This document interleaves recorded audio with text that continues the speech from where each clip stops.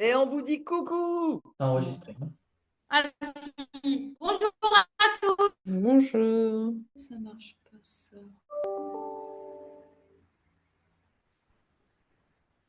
Ah, voilà. Bonjour à tous. Bonjour. Bon, Yaniv est très en forme. Bon, l'objectif aujourd'hui. Ah oui, il y a plein de gens dans le chat qui ont parlé, j'ai pas vu. Il dit Bonjour tout coucou. le monde. Bonjour à tous. Alors aujourd'hui, l'objectif du webinaire, c'est de vous présenter toutes les nouveautés, enfin trois nouveautés importantes qui arrivent sur Spoton. La première nouveauté sera dédiée alors, à la partie campagne. Après, on va vous présenter une nouveauté dédiée à la présentation et une troisième sur les super agents. Donc, Ok. déjà pour commencer, on va juste faire un petit sondage pour savoir combien d'outils IA vous utilisez en ce moment. Je ne sais plus. Bon, est-ce que tout le monde a l'air d'avoir répondu? Bon, 2 à 5. C'est beaucoup. Partagez les résultats. Comme ça, tout le monde voit les résultats. 2 à 5 IA, c'est énorme. Alors, sachez que l'objectif quand même de Spoton, c'est de réduire tout ça. Quand on garde la main que sur Spoton avec un abonnement beaucoup moins cher quand même. Donc, c'est là que ça fait la différence. Alors, je vais partager mon écran et vous allez me dire déjà, dans un premier temps, si vous le voyez correctement, parce que c'est important. C'est toi, Yannick, qui a mis je sais pas? Je ne sais plus. On le Alors, voit, c'est bon. On le voit. tout le monde voit, parce qu'on a eu un souci à un moment donné, donc si tout le monde me confirme que vous le voyez, c'est tant mieux. Alors, la première chose dont je voulais vous présenter, c'est la partie campagne. Alors, campagne, l'objectif, c'est de réaliser des bannières de communication sur l'ensemble des supports. C'est quelque chose qui est contraignant, qui est dur à mettre en place et qui peut être très chronophage. Donc, on a trois formats pour développer ces campagnes de communication.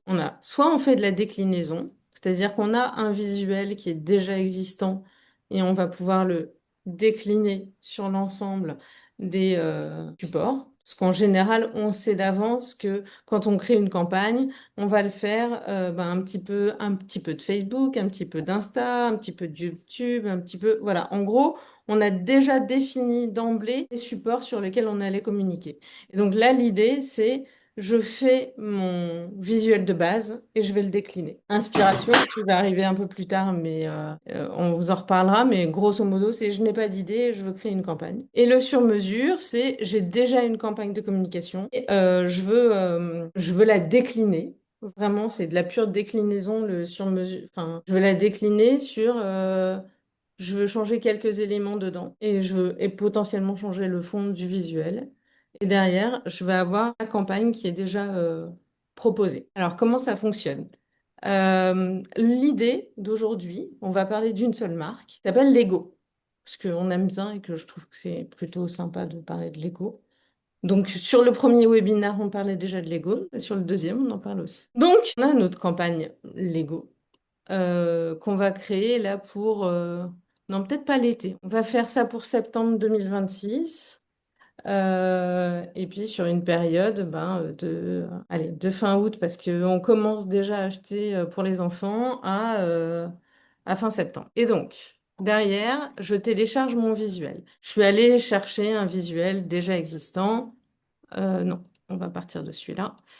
Donc un visuel qui a été construit. Donc moi, en tant que Lego, j'ai construit ce visuel. Je veux le créer sur l'ensemble des supports. Derrière, je vais définir les langues sur lesquelles je veux aller faire ma campagne. Donc souvent, on a besoin de décliner en tant que marque les supports, enfin envoyer les bannières à tout le monde, à tous les pays pour qu'ils puissent décliner l'ensemble. Et donc, je choisis de le faire en français et en anglais. Et là, vous allez voir, il y a un truc magique qui va se passer. Teasing. Je définis les formats sur lesquels je veux communiquer. Est-ce que je veux communiquer sur un post? Est-ce que je veux faire un reel? Est-ce que je vais faire une story? Même chose sur Facebook. Est-ce que je vais les décliner? Je peux le faire sur Pinterest aussi. Il y a d'autres formats qui vont arriver par la suite. Donc, j'ai défini mes formats dont j'ai besoin. Et là, si je veux, je donne des instructions. Mais là, on va rester fidèle à la communication initiale. Oups. Une petite chose qui se passe, c'est que de base, on est Lego. Il est allé détecter les couleurs qui sont dans le visuel. Là, on n'est pas dans Lego classique, on est dans le Lego Friends, enfin Lego pour les plus petits. Et donc, il y a des couleurs spécifiques. On a possibilité de les changer ou de les garder. On est vraiment allé dans un niveau de détail qui est vraiment très important. Et derrière, il est allé me détecter, ce qui est assez dingue, hein, tout le texte qui se retrouve sur le visuel et je vais pouvoir aller le changer. Alors bon, nous, on n'est pas de... Je sais pas pourquoi ils ont mis 2024. Moi, j'ai envie de le mettre en 2026, en fait, déjà. Et je peux changer le texte parce que souvent, on est amené à changer les textes parce que c'est pas exactement en raccord du bon anglais, etc. On va dans un niveau de détail. Et là, il va me générer les visuels. On va patienter et il va le faire progressivement. Pour vous donner une idée, parce que je l'ai déjà fait, il y a un point important aussi. Donc là, il est encore en train, il a commencé à le faire. J'ai déjà fait l'exercice pour vous donner déjà une idée de ce à quoi ça ressemble. Là, il a pris exactement, il a reproduit et on a possibilité donc de le faire. Voilà, je l'ai même en espagnol. C'est quand même assez dingue. Et je peux aller télécharger l'ensemble. Un grand zip et je me prends pas la tête. C'est d'une simplicité enfantine. Ça change la vie parce que c'est beaucoup de temps, d'énergie. Voilà, on le retrouve par langue, etc. Si déjà vous avez des questions, n'hésitez pas. Après, dans l'autre, hein, Ça rend bien. ça rend bien. Ouais, je trouve aussi. Ça rend super bien, hein, le résultat. Ça rend super bien. Franchement, moi, je suis la première bluffée du tout le travail qui a été fait. Voilà, ils sont en cours de génération, ceux qu'on a déjà produits. Donc, si je fais du sur-mesure, donc là, on va changer, on reste chez Lego. J'avais mon visuel initial pour les 1 à 3 ans. Mais moi, je veux pas faire ça parce que j'ai décidé que je faisais une campagne pour Lego Friends. Bon, ceux qui ont des enfants, ils comprendront. Donc, Lego Friends, c'est les Lego avec des personnages. Redéfinis la campagne parce que je peux aller faire même de la promotion dessus. Alors, on reste toujours sur la période du 24 août au 30 septembre. Derrière, alors, je peux définir la catégorie aussi via le visuel de référence. Euh, En fait, mon visuel de référence, c'est celui sur lequel je vais travailler de base. Je vais mettre un maximum de visuels, ce qui va me permettre d'aller déployer beaucoup plus facilement et d'aller m'y retrouver beaucoup plus facilement. Tac, où suis-je? Je retourne en arrière. Donc, je suis toujours sur mon visuel. Je fais du français-anglais. Il m'a perdu mes infos, c'est pas grave. Donc, campagne Lego Friends, 4 ans et plus. Parce que là, Lego Friends, c'est pour les plus âgés. Désolée, je remets les dates. Sauf que là, ben, je vais un peu changer l'approche. L'idée, c'est vraiment de se dire, ben, je change la façon dont je veux présenter le produit. D'ailleurs, le produit, je vais vous le montrer. C'est ça, c'est ce petit packaging que vous avez là. L'accroche.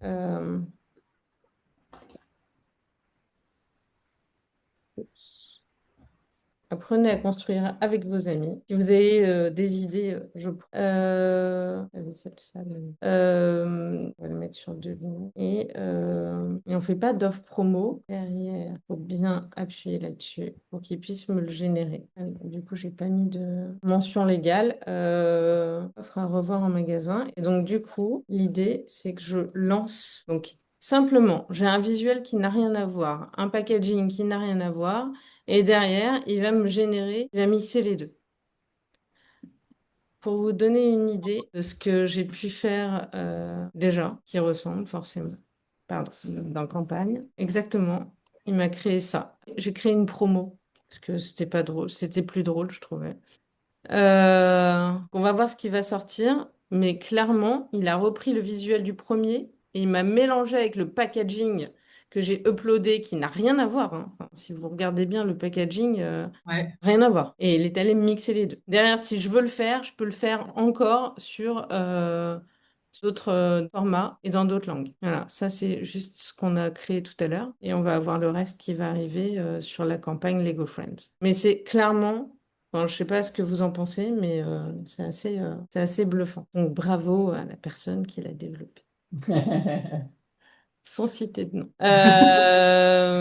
Si on continue, est-ce que vous avez des questions sur campagne? Il y a un point important, la charte graphique dont on n'a pas parlé. On va définir pour chaque marque son nom, sa baseline, ses couleurs, ses typos. On n'a pas besoin d'uploader les typos sont reconnus.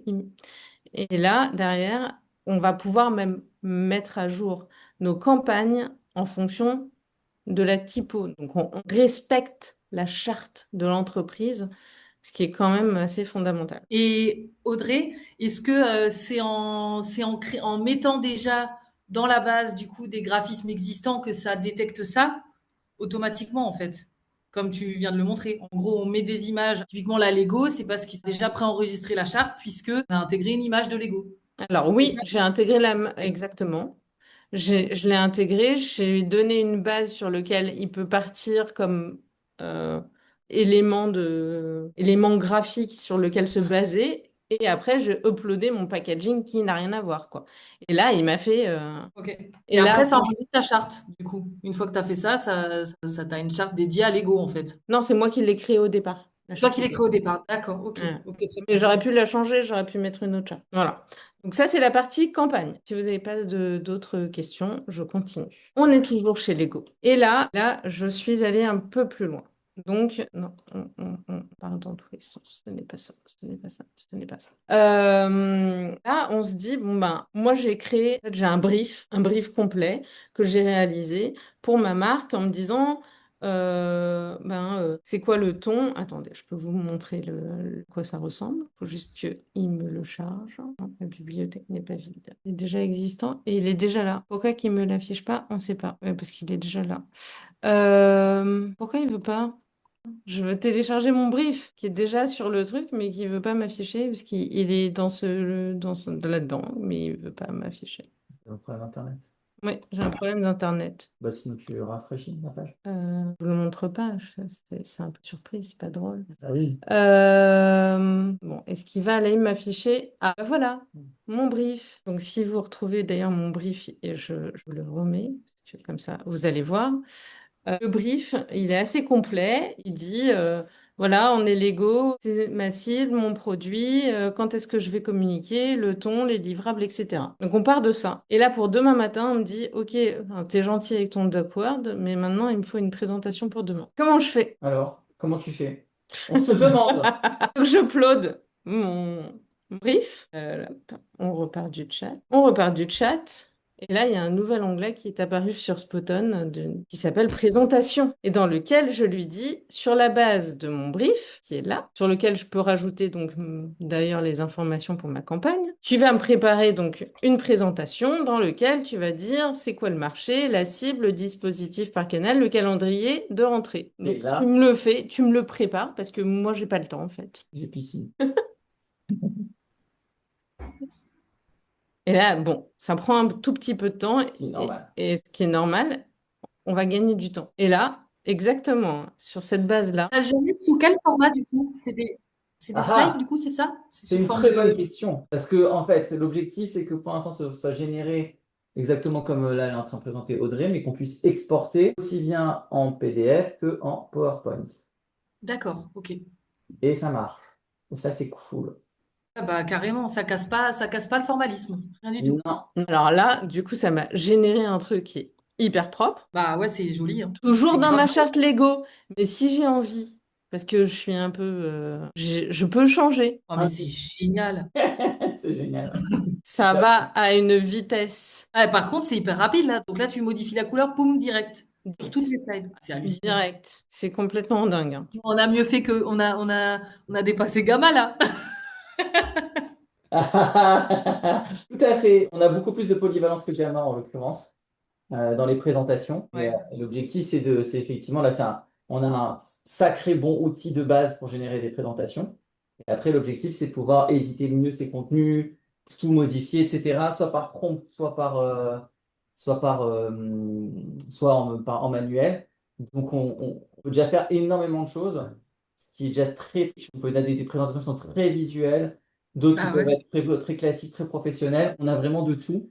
C'est vraiment sympa. Et en plus, ce que j'aime bien, c'est qu'une présentation ne ressemble pas forcément à une autre. Et j'ai une question, comment, du coup là, toi Audrey, t'as mis ton brief, ça t'a exporté ça en premier jet, et le premier jet, il est juste trop beau. Il est Mais trop si beau, tu veux, hein? ah, il est trop beau. En premier jet, c'est trop stylé, hein. Ah, là, il m'a refait, dis donc, Mais si en tu veux live. modifier, si tu veux modifier le contenu, Mon c'est que après drill. l'avoir exporté, c'est ça, du coup? Non, alors je peux le remodifier normalement directement. D'accord, ok. Je peux lui dire de modifier sur chaque slide, de modifier des choses.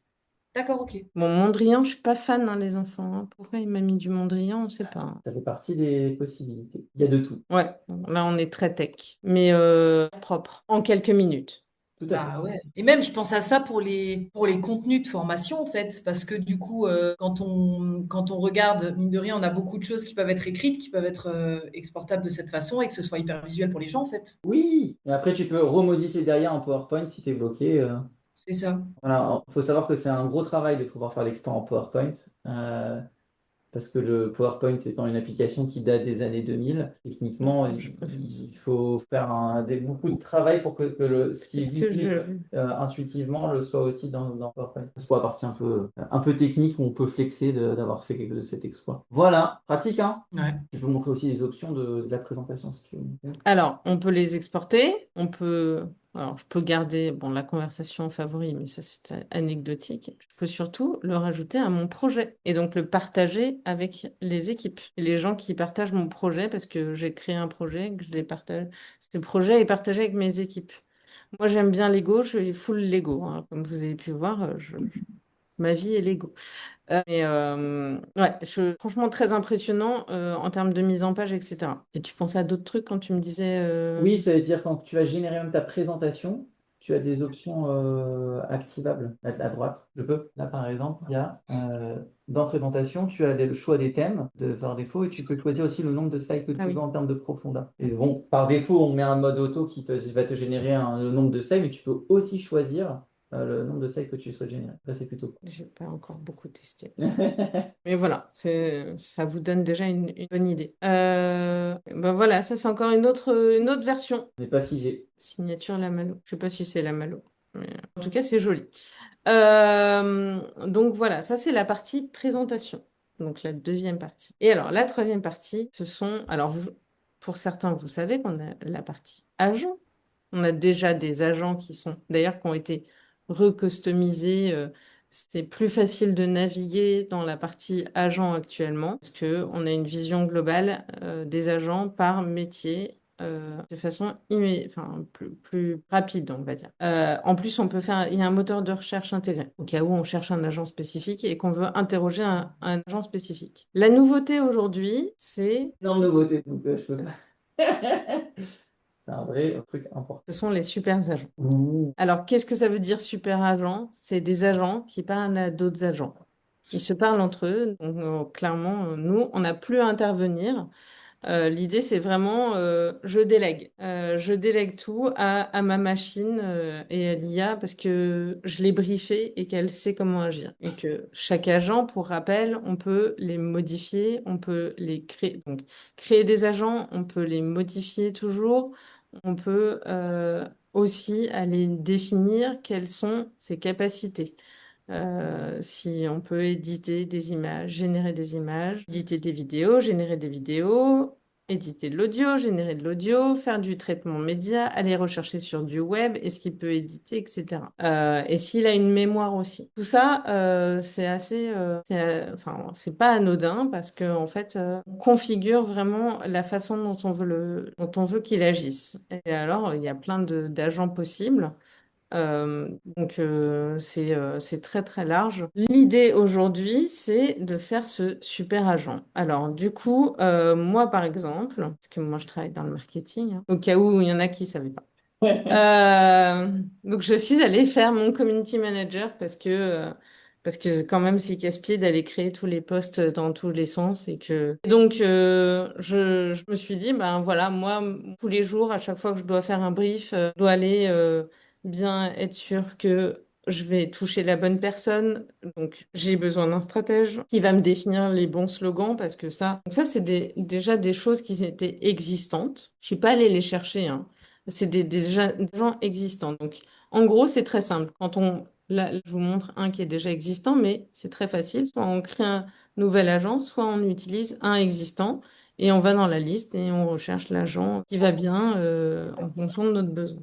On peut le rechercher, ça c'est cool. Et on peut aller le rechercher. Donc, si vous avez vos propres agents déjà ou des agents qui sont liés à votre organisation et que vous les connaissez, vous pouvez les retrouver juste avec la fonction barre de recherche. C'est ça. Et Mais pour pas que. rappel, il y a des agents qui sont créés au fur et à mesure. En plus, si vous avez beaucoup de requêtes qui sont faites sur un même sujet, il y a un agent qui se crée. Donc, on va pouvoir clairement avoir une mémoire sur notre type de recherche et après le perfectionner. Et donc là, l'objectif, c'est vraiment qu'ils se parlent les uns les autres.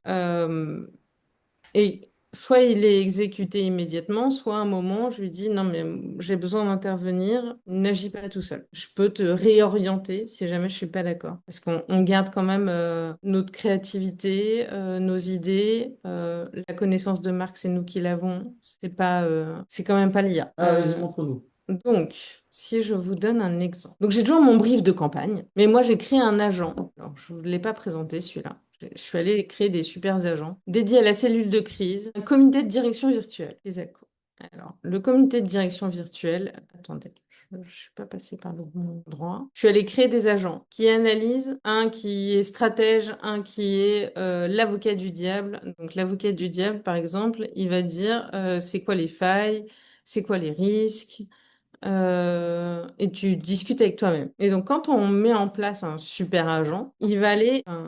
Déjà, un point important aussi, c'est que c'est pas à nous de définir l'ordre dans lequel il doit agir. C'est le super agent qui définit dans quel sens, en fonction de la requête, vous allez activer la demande. Donc, lui, il fait un plan tout seul, sans qu'on lui demande quoi que ce soit. Donc, je suis toujours partie de mon brief initial dans lequel j'ai remis mon visuel de campagne que j'ai généré via l'application campagne. Et je lui demande ouais, qu'est-ce que pourrait penser la direction de la campagne. Et donc là, il m'a fait un plan. Je vous fais gagner du temps parce que clairement, ça prend un petit peu de temps. Et là, il va utiliser mes différents agents. Donc, l'agent analyste, l'avocat du diable, très joli nom. Et donc, il analyse quand même qu'il peut y avoir des risques, qu'il peut y avoir des alternatives, étudier les risques juridiques. Euh, ouais. Ça, c'est les étapes. C'est les étapes dans lesquelles il va réfléchir. Des superpositions non testées concernant il va vraiment loin, en fait, hein.